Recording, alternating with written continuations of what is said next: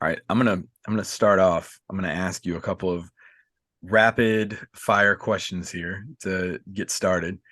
If you could try one career for a day, what would you try out? Oh gosh, there's so many different things. Um, Maybe the FB and the FBI. Okay, I like FBI for a I like day. catching. Yeah, I like catching bad guys. Okay, I've been watching Snapped lately, so I feel like I'm getting pretty good at it. Um, Guilty pleasure you have. Oh, okay. Well, I just gonna tie this to something that I drink, Dr. Pepper. Literally addicted, and it's my favorite. And everybody who knows me, goes way back to my childhood. So that's my guilty pleasure. Are you into all the different flavors like the vanilla and all these other ones, or just No, no. And you know what? People try to send me the cotton candy and the lip gloss and all the things. I don't want any of that. And they even tried to get me to do Dr. Pepper cake. No, I like drinking Dr. Pepper and that's it. I know Whataburger has Dr. Pepper milkshakes. No, Can't I don't want Yeah, that. yeah, straight up Dr. Pepper. What is a book recommendation? Oh We'll gosh. Well, talk first about the we'll talk Bible. about yours. We'll talk about yours in a minute. Okay, I'd say the Bible first and foremost because you know what? I tell you what, every single day it gives me encouragement. And so I first and foremost will say the Bible. I like a lot of John Gordon's books on Hmm. leadership. Um, Gosh, I can't think of the names of his right now. And then the only other one that I would say, and I'm trying to think, I had it right here, but is John Wooden. I love John Wooden, and so anything you get from him, leadership is just phenomenal. I'm trying to think without Googling it. I have one in my office. It's the yellow and blue one. Uh, it's Yeah. like Wooden on Leadership or something like that. But it has the I pyramid know the Pyramid of success. Success, I believe, is one of them, Yep. and it's just so quality. And I look back through my experiences in career, and I'm like, yes, all of these things, yes. Yeah. Yeah. It's just simple. Good character, attention to detail, fundamentals, and the Bible, best leadership book out there. Every lesson you need in life is in there some way, shape, or form. What is the most embarrassing thing that's ever happened to you? Goodness. Oh, I mean, I'm sure I have other things that I can't think of right now, but for me, softball wise, I'll just always remember I was a freshman in college and I was a pitcher, and the coach came out to pull me because we were winning against ASU. I played at Arizona. We were big rivals. The Arizona State used to just beat up on them when they first started. So Candrea never forgot that, my coach. And he came out to just take me out of the game, except I was this little freshman who was kind of clueless and he holds out his hand and doesn't say anything. And I just give him a high five and I Oh, just wanting you to stand give him the there. ball. He wanted me to give him the ball, Yeah. did not react, did not move, let it register for a minute, didn't say one word to me. And then I just, oh, okay, I'm so embarrassed. I give him the ball and I just basically like put my head down and run off the field like, oh my gosh, I cannot believe I just did that. I just made a fool out of myself. Too bad there wasn't like Instagram or TikTok or any of that back then. Yes, you're right. That would have been one of those moments that just you watch him just not even move his hand out, held out. I give him a high five. He says nothing. And then I just, okay. He could have just said, hey, good try. We're bringing Susie in. Nope, just the hand. Lesson learned. What I love this question because I love the responses that I get from people. Dinner for three with three historical figures that are no longer with us. Okay, number one, Jesus. I can't wait to see him face to face in heaven one day. But number one, that's it. Like I would just go back and say that. Number two, I think I'd love to see George Washington. Hmm. I just think of all of that we have been able to have now in this part of history in our country, because of so many brave men and women. And to me, I would say that. And then I'm going to say, um, oh, who would my third one be?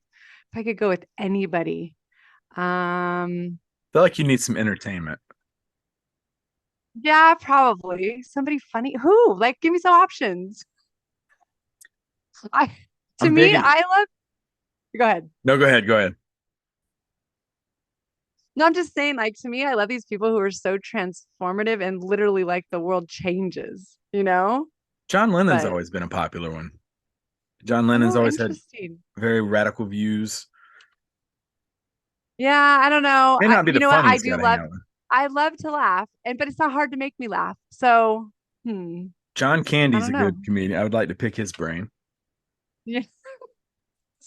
I don't know who my third one is. So I'll say funny, John Wooden. John Wooden. We'll go with John Wooden. There we go. John Wooden, George Washington, and Jesus. And I did this. We were talking about shout out to Aaron Conrad. We were talking about him. His was I bent the rules a little bit, allowed him to throw his mom in there. It was Jesus, mom, and Freddie Mercury, and he's like, I think I just got a book title right there for my next book. So Yes, that's amazing. so we'll say you survived that. You survived the our rapid fires. But talk to us about your upbringings. Correct me if I'm wrong. You were born in Garden Grove, California. Yeah, Southern California. I was born not too far from where I live now. I live in the Corona area, so Inland Empire. Is Yep. it near I'm trying to get used to California now. Is that near San Diego? Like, Not too far. We're about an hour and a half from San Diego. We're yeah. about 30 to 40 minutes from Anaheim, from Disneyland. That's what I usually tell people who aren't from California, Yep. where and Garden Grove is closer to that as well. So we've always kind of been in the area since I've been little. Okay. And you grew up in Chino? Grew up in Chino. Really, there was not much there besides cows and a lot of pasture land and Yep. fields and cornfields. Back in the day, a bunch of hills. Now there's houses everywhere and lots of areas to shop. But when I was growing up, literally, it was just a lot of dairy land. Some of the largest dairy in the entire United States were in this area. So grew up with a lot of stinky days, but Yeah. I've watched it just really transform throughout, my childhood and now as an adult. I've noticed from doing this for a couple of years now, a lot of these people that come on the podcast, they grew up around a farm or around some sort of livestock, and they've gone on to do remarkable things. So uh, I'm starting to catch that trend here. What were some of your aspirations growing up? I don't know if I really like thought long term when I was younger. It wasn't until I was around 13, 14. I just played sports. I loved sports, softball, Mhm. soccer. In junior high, I tried basketball and volleyball. Was not very good at both of those sports, but I was really good in soccer and softball. And so really I didn't like have aspirations, I would say, until I was in junior high and beginning of high school. And it was when sports got a little more serious for me. And and this is what's so interesting. It was when people started telling me, "Hey, you could have a chance to earn a college scholarship." Mhm. See, it wasn't softball, female sports weren't really on TV back in the day, right? It's way Yep. different now. So awesome to see where it's come from. I was the firstborn. My parents did not go to four-year college. Like these things just weren't talked about. We just didn't even really know what was out there. And so it's cool when you get to see it and when you get to hear about it. And then all of a sudden, hey, I want to do that. And so that's what happened for me is we won a national championship when I was 14 in Chattanooga, Tennessee. And I remember just thinking like somebody told me you could earn a college scholarship. And I remember that was it. Like, okay, that's what I'm going to do. Yeah, I was going to ask, when was that moment where it clicked for you, where you're like, wow, softball, I'm scary good at this. I would say that tournament when I was 14, because to me, I was just excited to be at this tournament. I was very competitive too. I will say that I Yeah. was very stubborn, very competitive, um, loved being part of a team. And so, we go and it's just so fun meeting athletes from New York and from Texas and from Alabama and, just being exposed to that. Like to me, Yeah. that was one of my favorite parts, like hearing these accents and being from Southern California. I just, we'd gone to Las Vegas for tournaments or Arizona, but I hadn't really seen, this parts of the country like this. Also, we're seeing ourselves. I'm 14 years old, and there's clips of us on the news channel. That was a massive deal. Like, oh my gosh, like I'm watching this and I'm out there pitching on TV, getting a hit on TV. And so I just remember in that moment, like, okay, this could be something. Maybe there's more to this than just being a sport. You mentioned your parents a moment ago. What did they do? So growing up, my dad originally he owned actually a landscaping business, and so he usually was kind of running different things through the years. Then he went into pest control, and he kind of always had his own, own company that he would have small company. My mom, she worked a lot of odds and ends jobs. She just was constantly doing everything. I so respect her for this because everything was to be built around what her kids needed. And Mm. so she would do these things, sometimes pick up a second job late at night, probably got no sleep, but it was always so that we could always have what we needed, not always what we wanted, but I never once went without something we needed because of her sacrifice. And then from that, I mean, at a young age, they took me to pitching lessons. The gas that it probably cost, we didn't have a lot of money. The gas, the time, the distance, like, but it was like they just believed in we're going to try to give this dream to our daughter who we see has this drive and this talent. And to me, that's something that really made me as a parent think I want to do the exact same thing for my kids. That's awesome. And I mean, you went on, you said the seed was planted in your head about getting a scholarship. How did the recruiting process go for you, and what made you settle on the Wildcats down in Tucson? Yeah, so my team was really successful, and it was at a different time also in our sport. Like our team, I won nationals. I was 14 and under, so we took first place, and then pitched our team also again at 16 and under to a national championship. But at the time, I was actually really young in school, and so I graduated at 17, started college when I was 17. So all the people that were usually the age that to be recruited were in 18 and under, and I was playing down. But luckily, our assistant coach at University of Arizona had come to look at these younger athletes coming up, and it was another coach. So much of my life, I will tell you to this day, and I've done a lot of different things. So much and so many opportunities have come through a referral, through somebody else saying, "You need Leah. You Yeah, need Leah to." So I just am so big on how we carry ourselves, how we approach things, what we stand for. And so this coach from Arizona was like, "You have to watch this pitcher." Like they hated playing against me.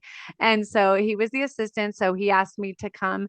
There were a couple other schools that showed interest, not many. One was like Florida State. One was somewhere in Ohio. And then like late in the game, Fresno State, which was another top program in the country. Late in the game, they came and were like, "Oh, we want to offer you a little bit of money." But Arizona was, the one that said, "Hey, we want you to come." They said, we have 5 people we're bringing in. We have 2 scholarships to give away. And so I went to that school. It was my very first visit, had the best time ever, loved the athletes there, loved the school setting, loved the coaches, but I had no idea. I thought maybe every single school gives you this feel. So it was hard because they're like, whoever says yes first gets these two oh, scholarships. And so then it came down to whenever you were going on your trip. And luckily I was one of the earlier ones. So I said, well, I need to go at least to one other school because I don't know. So Long Beach was the other one. And the thing about Long Beach, they were also a very good program. We played against them my freshman year in the Women's College World Series. So they were a top program. They were local. And a lot of my friends were actually going to go there and ended up going there. But I still felt pulled. I went to that trip and it just did not have the same feeling. And a mm, lot of people say you just got to go, you got to get on the campus.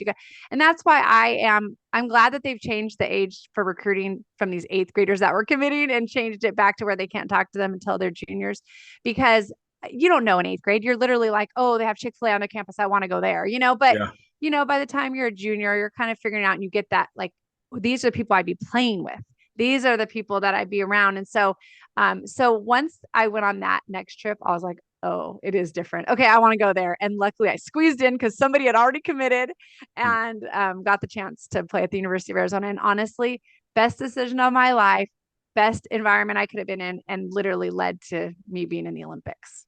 yeah. And that referral piece, which I don't think a lot of maybe our younger audience understands, because now it's social media as rampant as it is. But that was a different time. That was not to age us, but that's a different time where it was picking up a phone and calling someone. So it was a lot different. But Tucson, how'd you enjoy Tucson? I loved playing softball in Tucson. Yeah. I loved the idea. I came from Southern California. Everybody's doing a million different things. And I loved being at that stadium. They built the brand new stadium when I was a freshman because the women 2 years earlier won their first ever national championship and just shocked the world. And I came in and just fell in love with the program, with the fans, with the support, with the school, because it was just a small enough of a feel to feel like, wow, like you feel just special and you feel connected. You're not just another thing, right? And so to me, you just you kind of knew like the people around town, the places everyone was going to. And so it is such a special time in my life to this day. Like I love when I go back to Tucson. It brings back so many great memories. I was looking for my bear down shirt I was going to wear on this episode. Could not find it, and my Yes. life depended on it. Little old and worn out, but yeah. Favorite random question: favorite spot to eat in Tucson? Oh my gosh. Well, okay. It's funny because later, this kind of came later in my career, but Beyond Bread and then Rincon Market were the two like kind of like big Yep. time. But oh my gosh, Alberto's was my favorite, like midnight. Like if you're out late, like you had to go to Alberto's because it's the best burritos you've ever had otherwise. But yeah, but the other two, like lunch places, very common. Rincon Market was massive. Our coach would always go there, and most of the team would go there. So that became really big for certain sandwiches they had and different things. We miss EG's. Okay, well, that was always usually there. I just got the EGs, but Yeah, yeah, that's but it. You just yes, go for the EG's and not you don't get yes. much food there. And then it what El Guerrero Canelo was another Oh, I really don't know good. that one. Yeah, they it was like a downtown thing, and then they moved one kind of over by EG's right outside of the base. But yeah, there's so much Okay. good food there. We miss the food there a lot. Yes. Um, so you commit to Arizona, you go to Tucson. Uh, I mean, illustrious career, freshman, first team All Pac-10, the Women's College World Series finale against UCLA. You drove in the game-winning run, 1-0. Y'all beat UCLA, a Pac-10 rival at the time. To basically sum up that freshman year in like one word, what would you say? Magical.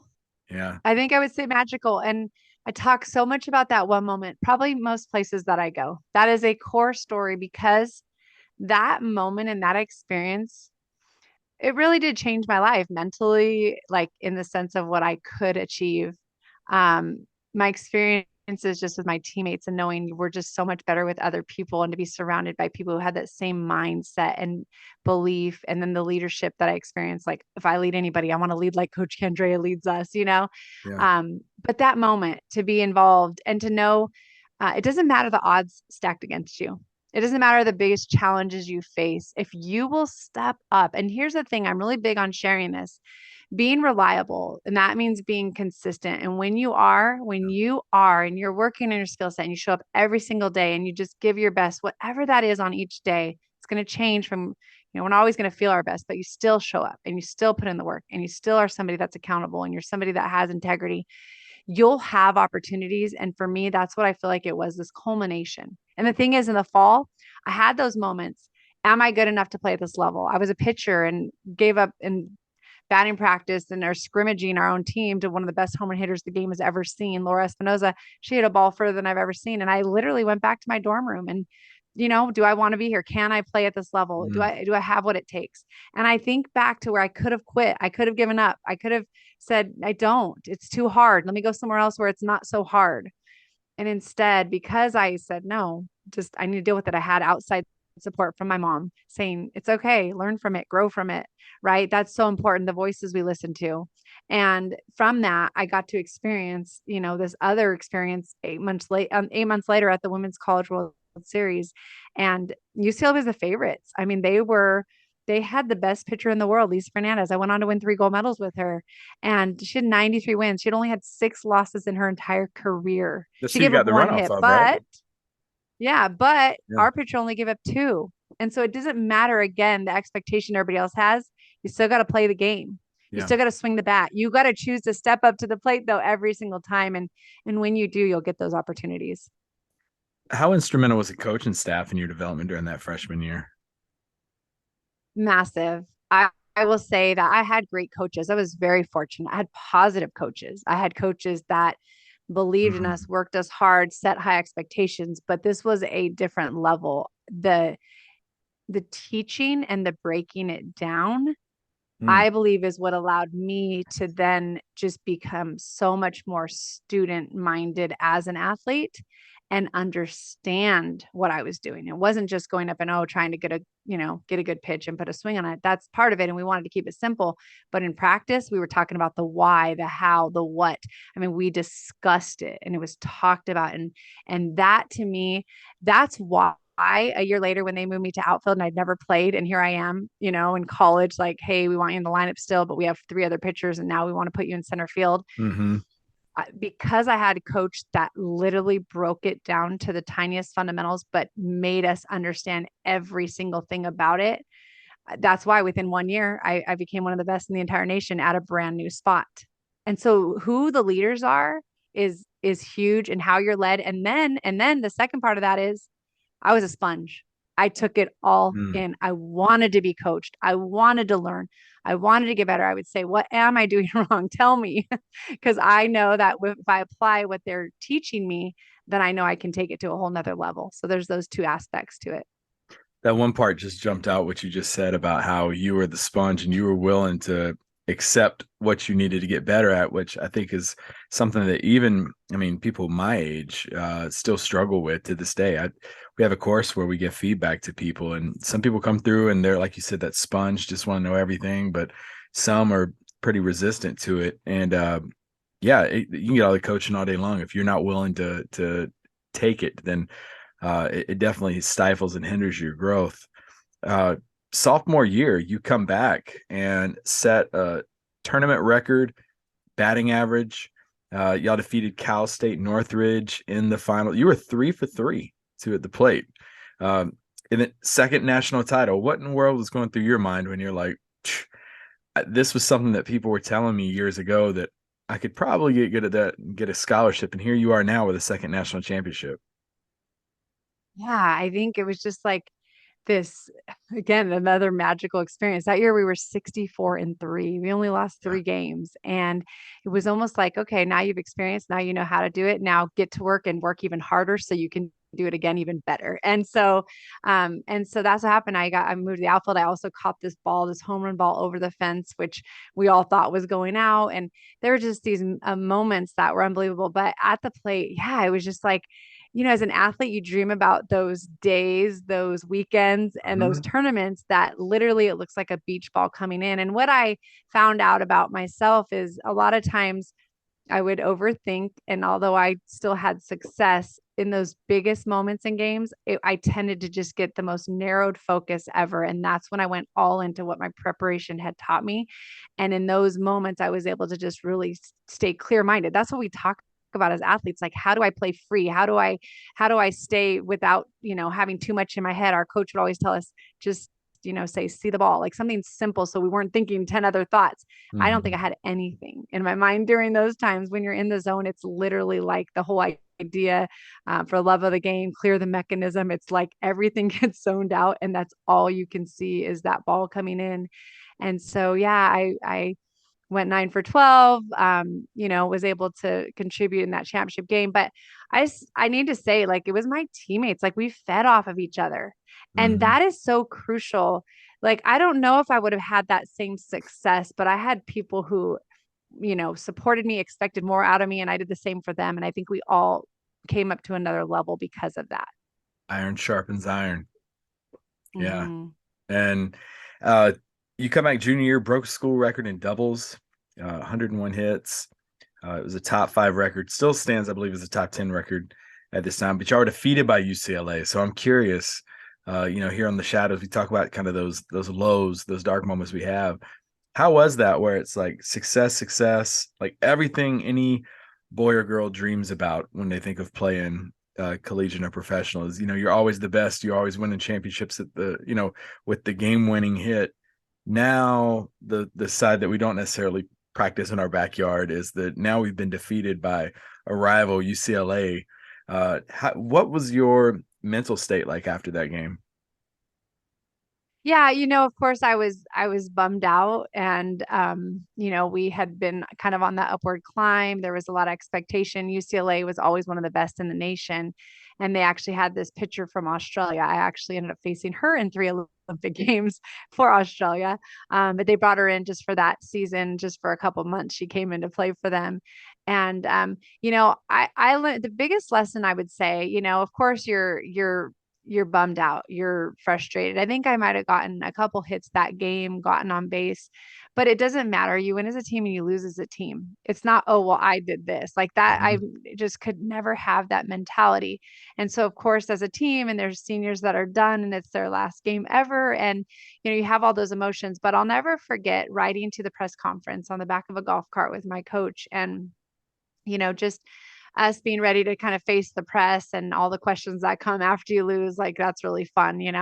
And I'll never forget, because a lot of them, they ended up coming out that UCLA had a couple extra players on scholarship. They had some that they said were playing soccer, and they actually ended up stripping them of that title You that got in year. some trouble. But here's the thing.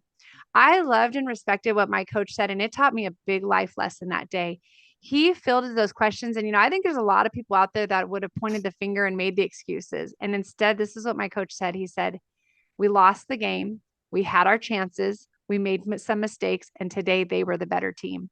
And that was it. Like literally, that was hearing my leader say that. I was like, that's the approach I need to take. Yeah. Never make excuses. Say today was not my day and they were better. Give them the credit and then move on and learn from it. And we did come back to win, my last year. But in that sense, like I feel like that was like this, I don't know, maturity moment of this is how champions hold themselves. This is what people of integrity do. They don't buy into that when everybody else wants to give you a reason to make that excuse. Instead, they say, "No, today wasn't our day," and they deserved it. That sounds really similar to I had an interview about a year ago with Kyle Guy. He was the 2019 Final Four most outstanding player, and the year before Virginia had been knocked off by a number 16 seed, and they were the first team to ever lose to a 16 seed in a tournament. And he said after the game, Coach Tony Bennett basically told him and another player, he's like, "We're going to meet the press. We're going to handle it like men." And basically, he's like, that was a huge maturity moment for him, was having to do that and just watch his coach just take ownership of it. And so it's really cool to hear that from numerous people now, that was kind of that defining moment uh, when they weren't necessarily victorious. And you redshirted your senior year, is that correct? Because you had to get ready Yeah, for I some took the gold year off. medals. I What? did. I was fortunate. That was the first time softball was ever in the Olympics, and How they was named that? Did 15 of us. did they reach out Yeah, to it you was. or? Yeah, to be invited. Yeah, so actually it was invite only tryout. I think they had around, oh, I don't even know if there were like 50 women that came, and there were 15 spots. And I do remember hearing somebody say, "Oh, because softball, had never been in the Olympic Games before. They Yeah, had been in the Pan American Games, they had been in the World Championships, but they'd never been in the Olympics. And this is a big deal for our sport." And I remember hearing some older women that had put their lives on hold, really, for this dream, this goal that they had. They said, "Oh, there'll be chances for these younger players." And I was one of those younger players, I was 21. yeah, And, they'll get their chances for the older athletes. And I remember thinking, no way, no way. I'm going out and I'm proving myself. And so we did a tryout, we did scrimmages, we did a lot of testing, we did drills, and they named a team of 15. And so took that year off of college. That was hard to, say I got to step away for a little bit, yeah. but obviously a good reason. Understandable. And yeah, and we went to Atlanta. We actually moved for, I think we were there for about 3 months in Columbus, Georgia, training. That's where our facilities were and where Yeah. our part of the Olympics was played.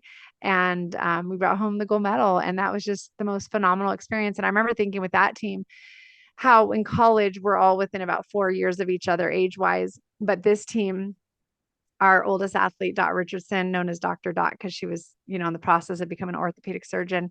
I remember thinking she's 13 years older than me, and we had an 18-year-old that was, 3 years younger than me. And so just the age gap, 16 years. And I remember thinking, man, our team got along so well, 16 years age difference, but it doesn't matter. Everybody came to do their job. They had their role, they used their skill sets, and we were unified on what our goal was.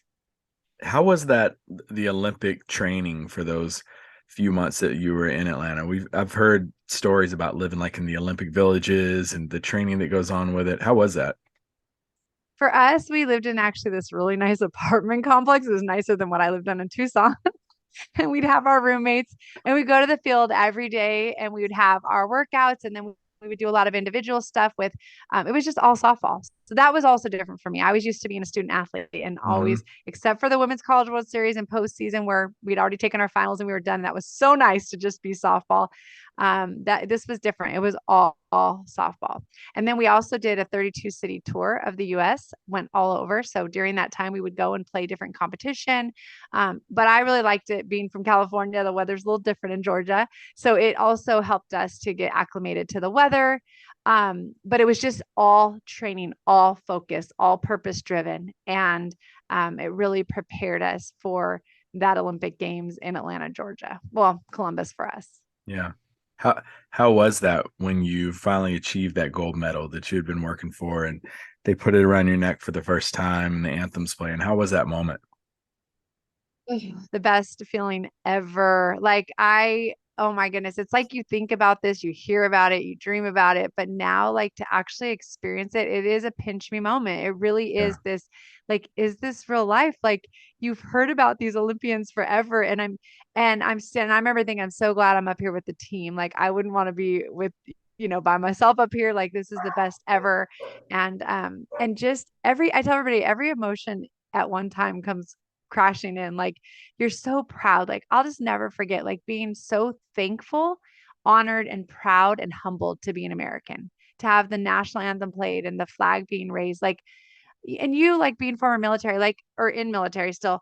I like to me, like I'm thinking, oh my goodness, this is a glimpse of what they must feel because this just love for your country and again gratefulness, like that's what I felt. And then this excitement, you just want to scream because you're so happy you did it, but you got to remain cool and calm, Be and then graceful. you just, yes, and you want to like cry, like you just think about like I thought about all the people that poured into me that I couldn't have been there without my support team, without my coaches, my parents, my friends. Like every thought, like I literally thought when I was on that podium about our fields crew guy at Arizona and how every day he did his job with such pride so that we could play on that field that was just perfectly manicured. And then I'm in the outfield getting able to take balls. And that's that performance. And my coaches, my Yeah. teammates led me to making this team and how like it's a journey for all of us, but it's really other people that help you get to where you're going and where you can end up and how I never wanted to forget that part of it.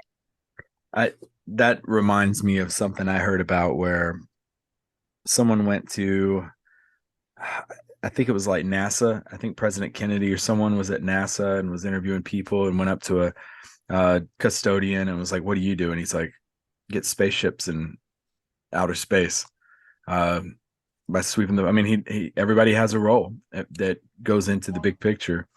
Uh, and I'm sure I butchered that, and some listener will let me know that that was not President Kennedy, but we'll say that's a good story for now. No, that's awesome to hear. That's awesome to hear because I always wonder when you see them standing on the podium, like what all's going through their mind, and how cool to know that's who you were, internally giving thanks to. And you return to Tucson, and how was that going back onto campus as an Olympic gold medalist? Oh, I felt really good. I felt really good. I had my gold medal. I was sharing it. I remember going to an athletes in action meeting. It was like a sports ministry that I'd been involved in. And a couple of the football players, like I was sharing it with them, and there's standing up on the chair, putting the medal around their neck, singing the national anthem. Like they're just like, this is what it's like. And it was just fun to be able to share that moment. And, I had a couple things.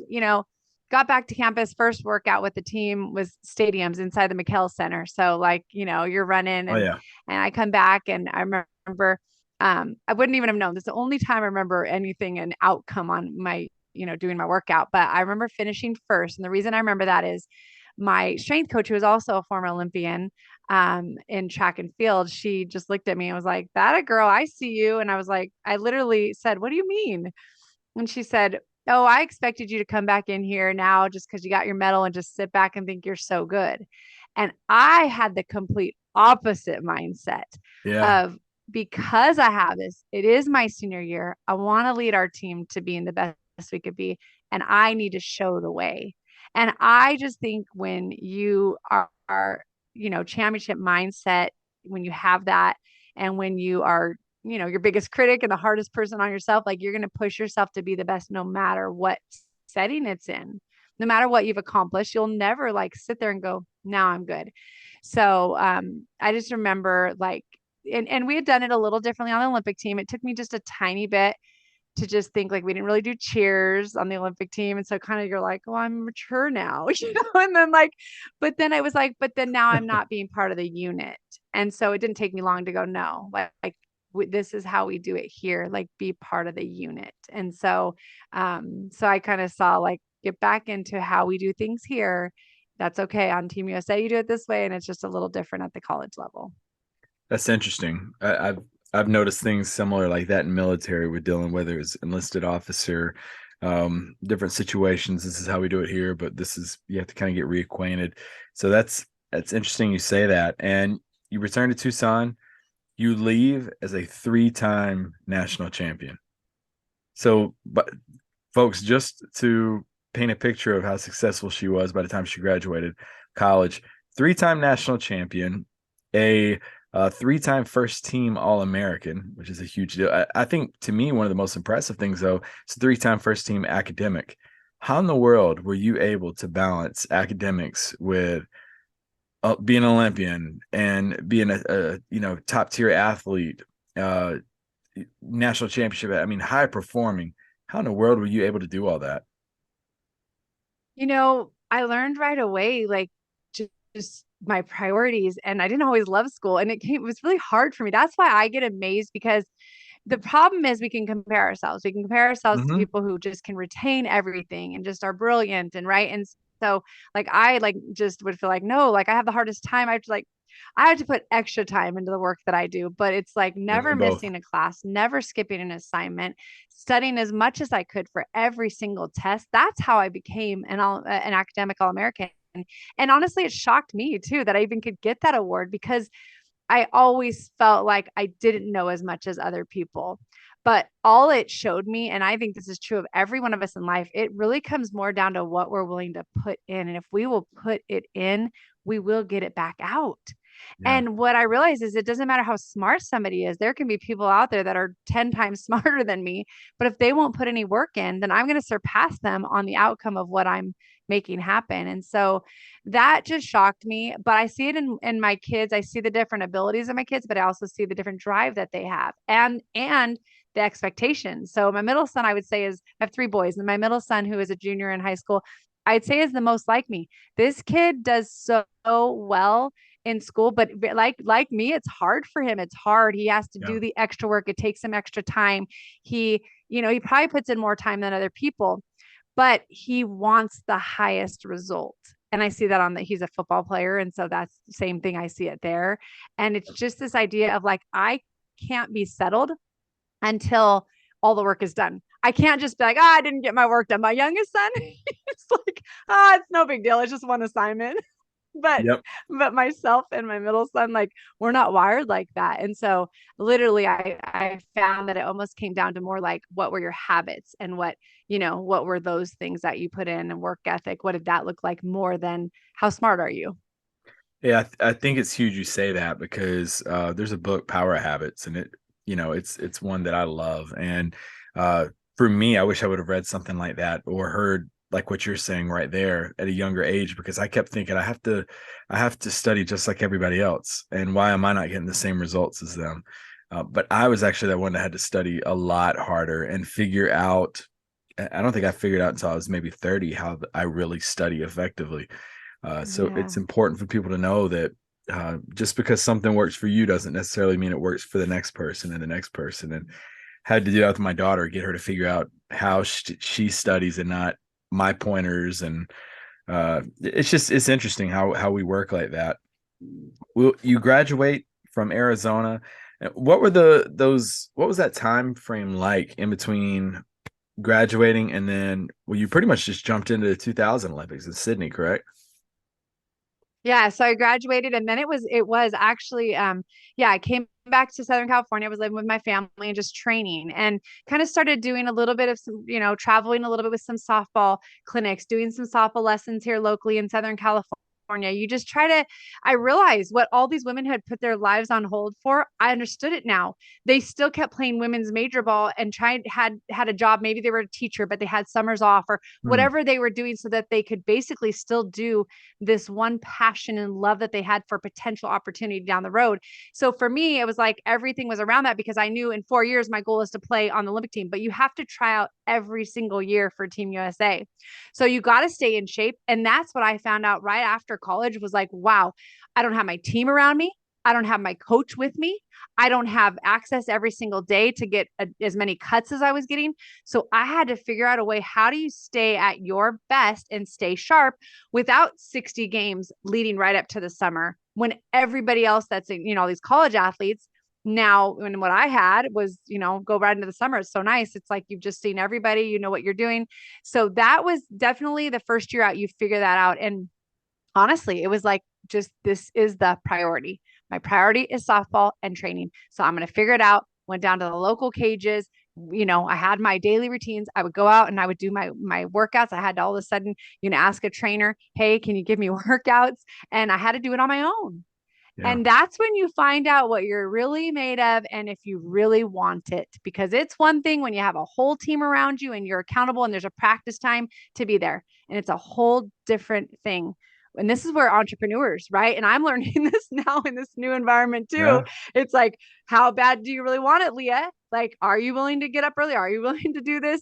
And I find that sometimes I'm like, oh, that must not be as big of a priority as I think because I'm not putting that time in, right? Because I saw what that looked like when I got out of college and when I still had that goal and I was driven and I knew what the outcome was that I was working toward. Yeah. It paid off because you ended up well, you and your team, another gold medal in 2000 Olympics in Sydney. And then you got your third gold medal, 2004 Olympics in Athens. One of my favorite places to visit too is Athens. I love it there. But there was something I really wanted to focus on here, and I got this off of sportsworld.org. You said, let's see here. With the ultimate goal achieved, I stood on the podium for the last time, and I knew that there was more to life than winning championships. I lost 3 friends from unexpected deaths in the past 8 years, and that made me reflect on what really mattered most.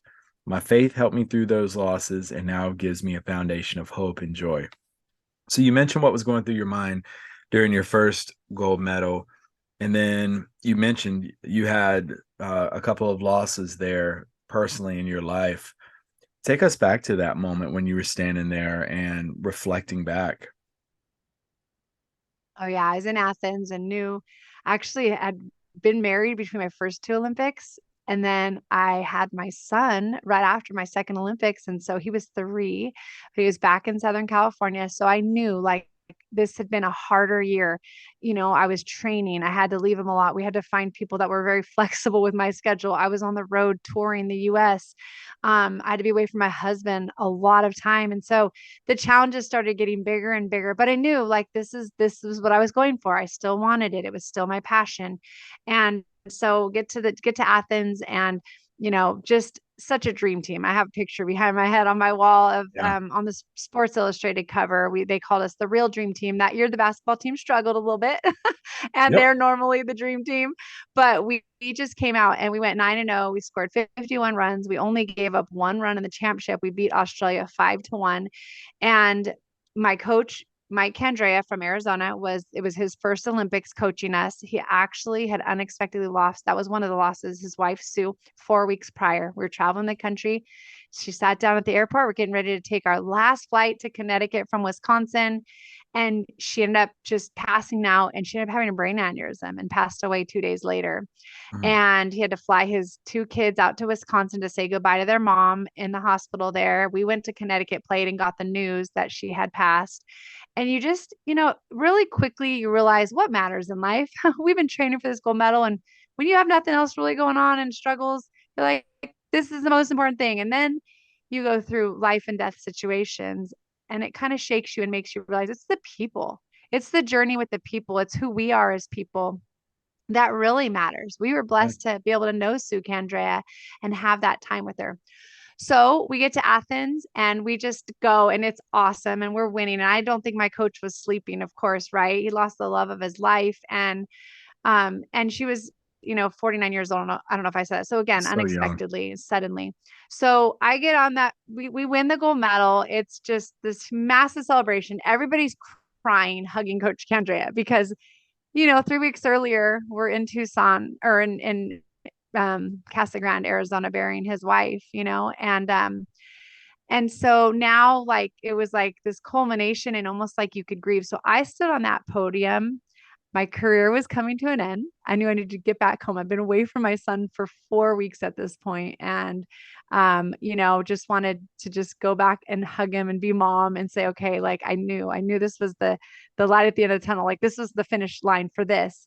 I just thought about all the memories. It's taking me around the world, the people, coach's wife, feeling like I could finally grieve. It was literally just like this. I was bawling. I was bawling on that podium, but there were so many more emotions, obviously, because there were all these other things tied to that one, compared to the first Olympics. And so I'll just never forget it. It was just really a moment in Athens, Greece, where the Olympics began. So even that was just so special. And just feeling like, you know what? I'm very fortunate and blessed. I thanked God for every opportunity. I knew He put me with those teammates for a reason, with that coach for a reason.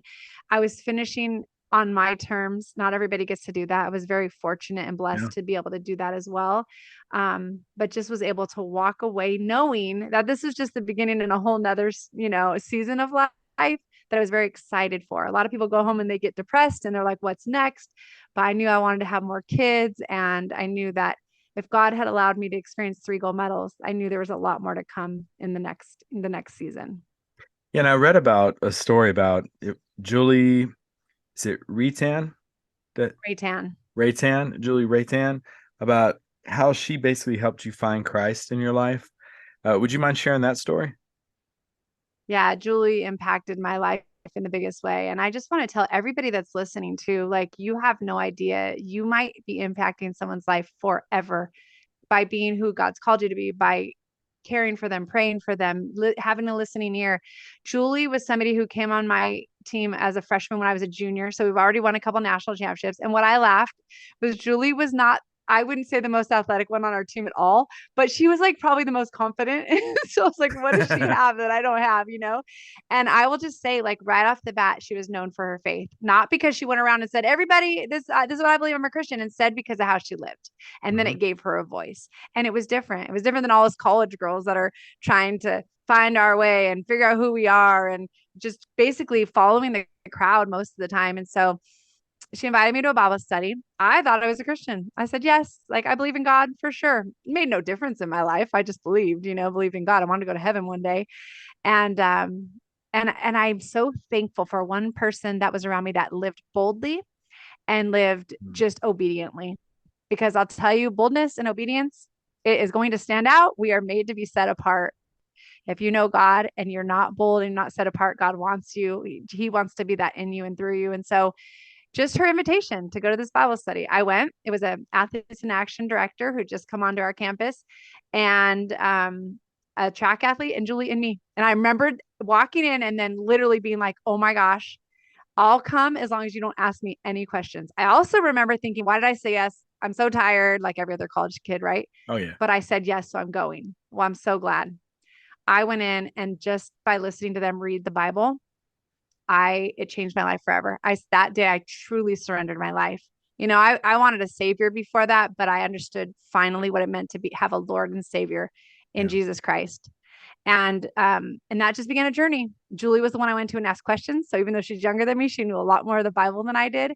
She was always funny. She led our team in prayer as a freshman, comes onto our team and was like, anyone want to pray with me? I'm going down the line to pray. So I would go and I would listen and be like, man, I wish I could pray like her. I wish I knew how to be comfortable like that. And she was funny. And it was like, God was her friend. Like she revered him as, the holy God that we honor and the almighty God. But he was her friend, and she knew he loved her and he saw her and created her. And so I just grew. I learned to play softball for him. But after my last going to the Olympics, she was my biggest fan also. I have to say that. My senior year, I got to pray after the game. My first time I ever prayed out loud was on the Women's College World Series field in Oklahoma City.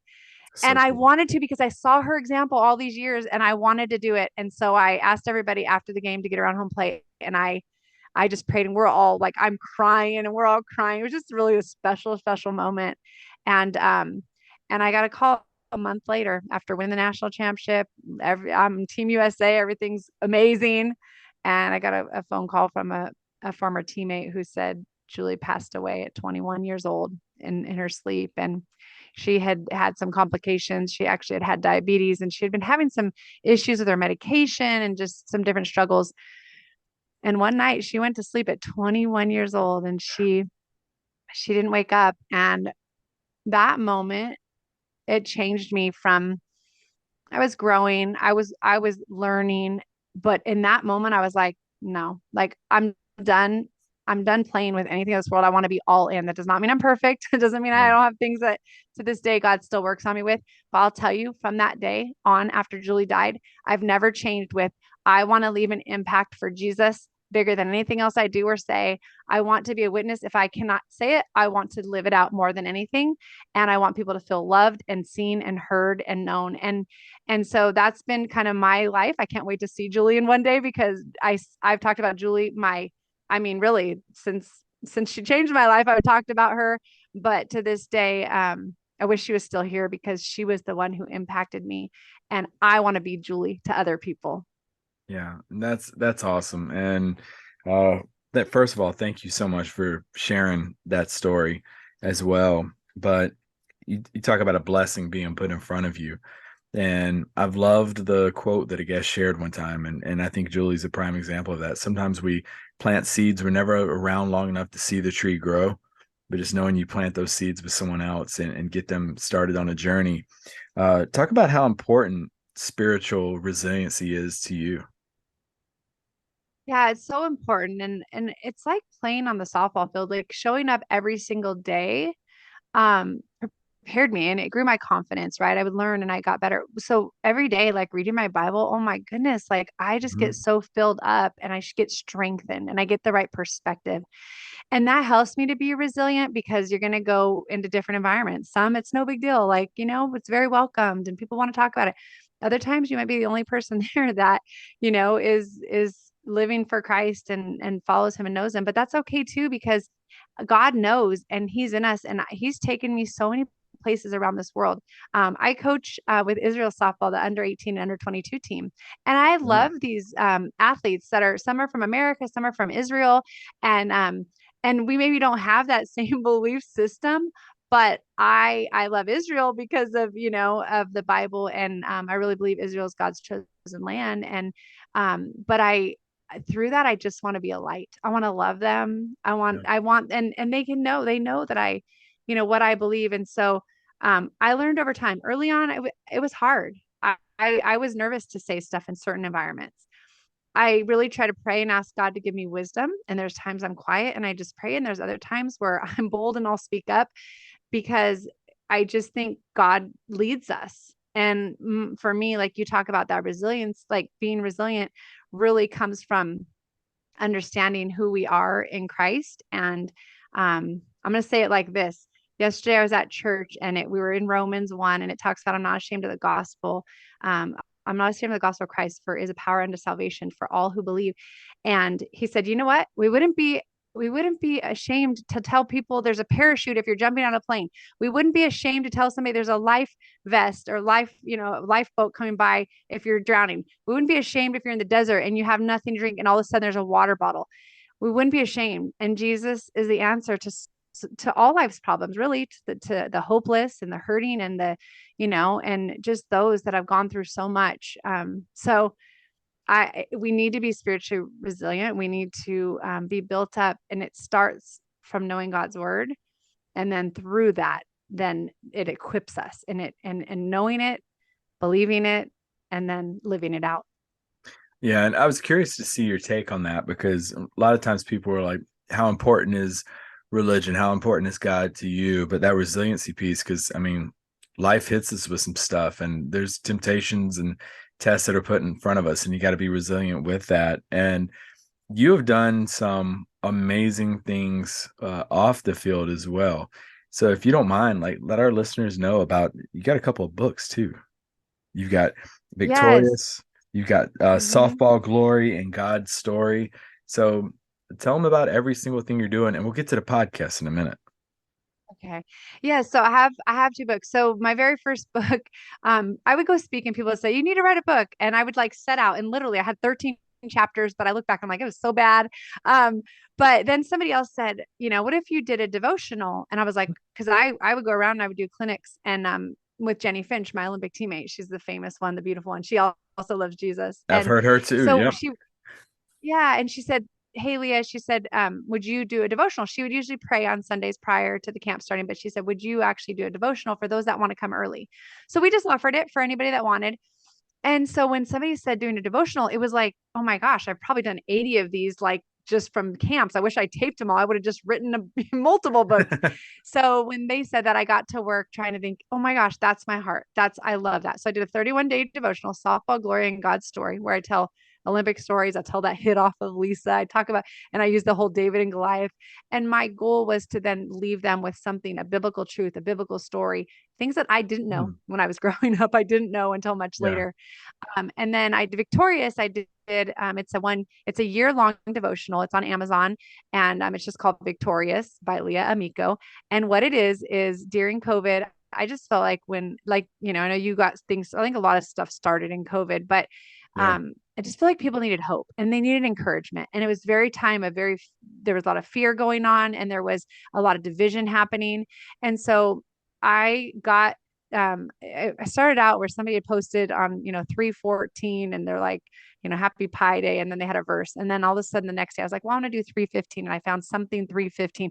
Well, I went through and I found a verse a day that goes with the date. So something 1-1 is Oh, like, I that's don't know if it was cool. John 1-1 on January 1st, and so every single date has a verse that coordinates, and then just a really short quick little comment about that truth, Yeah. because again, we read it, but a lot of people are like, I don't understand it. And I'm like, listen, I want to help people break that down. It's not as hard as I think we tend to make it. I felt the same way when I very first was learning. So I wanted to help people also to be able to break that down. So I've done those two books. I was a long time ago as a part of for about 4 years, Christian sports show as a co-host with AC Green from the Lakers and Frank Pastore, Oh who was a wow. Cincinnati Reds pitcher. He's since passed away from a motorcycle accident, but did that for a few years. I was a co-host on that. I've been with ESPN for a lot of years, up until actually a year ago. Did about 13 years with them, commentating college softball. And then I still do the Women's College World Series. Think I'm going on year 12 with Westwood One Radio. So it's on radio and online during the Women's College World Series every year. Yeah, I speak, I travel, I do some coaching for the Israel teams, like I've mentioned. This summer I'll be in Prague and Canada and Italy with some Israel teams. So it's really allowed Nice. me to have a lot of opportunities, just by saying yes to some things that have come. I always obviously check with my family first, but it's been awesome to have that support from my husband and my kids. Yeah, and that's huge having that support. That really is. And you talk about keeping your plate full with things to do. You mentioned Prague. Have you ever been to Prague before? So 2 years ago with Team Israel was the first time I'd been. I'm gonna tell you, we drove into that city and they're like, okay, in 2 hours we're gonna have dinner. I'm like, I'm gonna see as much as Prague as I can in two Yep. hours. And I extended. I was like, called my husband, like, honey, do you care if I come home 3 days later? Like, I just need to see more. And so I fell in love with Love it. Prague. I Love it. was like, how have I never known? I've traveled to Germany and Yeah. Italy and Australia and I mean, so many places. But I was like, how has everybody not been telling me about Prague? And it's So I told cheap. everybody. It's cheap and they speak Yeah. mostly English in that Yeah. city. And there's so much to do in a small area. So you can just get to the hotel and walk everywhere. Like Hmm. I I love it. I said I would go with my girlfriends. I feel safe enough to go some places I wouldn't, but that I would go with my girlfriends. I love Prague. There's one, if you haven't checked it out, it's right on the outskirts of Prague, but it's called Kutna Hora, like Kutnahora, but it's the Bone Okay. Church. And it was incredible. We took a little train. It was like a 20, 30 minute trip outside of Prague, but Okay. the church, the whole inside of the church is built out of bones. And it is a Wow. yeah, and it was really cool. There was two churches in this little city, but going in there, and I believe the story was something along the lines of during World War II, the cemetery had been bombed and they didn't know what to do with these bones. So a blind man actually went in and actually built this. And it's very small but very impressive to see. Wow. And yeah, that was, but you could tell the lady that worked the front desk was so tired of it. She's like, everybody walking in was just, wide-eyed looking around. But Kutna is definitely a good style. I love just the churches over in Europe anyways, because that's Yes. old. Here it's like, oh yeah, this Presbyterian church has been here since 1963. It is old. Uh, where you go overseas and you're like, no. Um, Yes. yeah, no, what incredible stuff you're doing. And you mentioned Jenny Finch. Speaking of her, she was on the Gold Standard podcast that you have. So Yes. talk about how cool that is. We were talking a little bit before we came on the air, but how cool is that to have your own podcast, and what all is your podcast about? Yeah, so the Gold Standard podcast with Leah Amico, it can be found on all platforms. And the first season and a half, we actually did. I interviewed former Olympic gold medalist and former pro athletes, NBA player, former MLB player, and just kind of picked their brain because what I want to talk about is the gold standard is obviously the standard of excellence, but then I broke it down into four letters. So gold, goals, overcoming obstacles, leadership, and dedication and drive, kind of these four components of, I think highly successful people, no matter what area of life, but these athletes and how they've kind of taken these principles and been successful outside of sports. Yeah, Because, there's some people that maybe I love sports, I'm going to go do that, I'm super successful, and then make terrible decisions otherwise. So I wanted to talk to people who really lived out that standard of excellence in everything they were doing so they could pass on that wisdom and not just one area because you like something. And so it has been awesome. Jenny Finch was on it, Kat Osterman, Jessica Mendoza. These are all Olympic gold medalists. Jessica Mendoza does stuff with ESPN and hmm, MLB baseball. And then, really loved some of the messages. Another Olympian who did the luge, Ruben Gonzalez, he's a speaker, has spoken for over 20 years, went to 4 different Olympics, and he didn't win a medal, and he actually competed for Argentina. But he's so inspiring because he talks about how he would be last getting picked for even dodgeball, but he had a goal and he was willing to work and he was going to find a way. And he found with the luge, you just got to be willing to break some bones and do things other people yeah, won't. And so he's like, most people are fearful, so I'm just going to pass them all up. And I love the lessons in that. And so I had him on, and he just had such great wisdom to share. And so with the gold standard, actually recently I've shifted gears just a little bit, and kind of am mixing up. I'm going to have guests on every once in a while, but I just thought, you know what? I speak all over. I've spoken all over the country, and I speak for all different audiences, young, older, businesses, sports, all different things. I'm speaking to Clemson softball next month here, and just wow, different opportunities that I'm speaking to different people. And so I thought, why don't I just start sharing these things that helped me win gold medals? That is the gold standard for me. How do I apply it? And so I talk a little bit about everything: leadership, goal setting, overcoming obstacles, mindset, things that it takes to be our very best, and, how to just, get through things, as well as, when other people are stopping, like, what are those things that can help us keep going, right? When everybody else wants to give up, like, what did those people have? And, just from different, I've been on a lot of podcasts as well, and I appreciate you having me on here, Trip. But like a lot of military, like I've been on some, and I love it. Business people who are very successful, military, Olympic athletes, pro athletes, we have a lot of similar core components oh that are yeah, the same across the board. And that's the stuff that can get passed on, because it's not, because only they were this strong, they swung the bat this way. Yes, you have certain skill sets that help you, but what people don't realize is there's a lot more of those intangibles that's available to everyone. So my podcast is really to just try to share those core concepts. The Gold Standard podcast with Leah Amico is what it's called. yeah. If you're listening to this, definitely go check her out. Check it out. First episode was phenomenal. Go listen to it. You can find it where you find just about all podcasts. I know Spotify, Apple Podcast. Go leave her a review. Let her know what you think of it. That helps us podcasters out when we get those reviews. So definitely go do that for her and support her, and definitely check out her book too. Where can somebody find basically any and everything about you? Yeah, so my website, leahamico.com, Leahamico, leahamico.com. We'll give you all the information that you need. It has all my links. I'm on Instagram, Leah20USA, Leah20USA. It's my number, of course. And through that, they'll be able to see my podcast, the different things on social media. I got to get my YouTube stuff going, but I'm really excited just about some upcoming opportunities this year and wanting to get more of the message out of what the gold standard is. And I homeschooled my boys for 13 years until 2 years ago. So the last 2 years, I've been just like so excited about this shift and building up and thinking, what this next season of life looks like. And so it's been fun to share, just and myself just to set new goals. And so I just want to encourage all of you out there. Yeah, check it out, leahamico.com. And yeah, I'd love to hear from you. Oh, good luck diving into YouTube. That's fun, especially doing it by yourself. Yeah, it's interesting, but I think that'd be perfect though. Have those interviews on there, and yeah, go check her out. She's doing amazing, amazing stuff.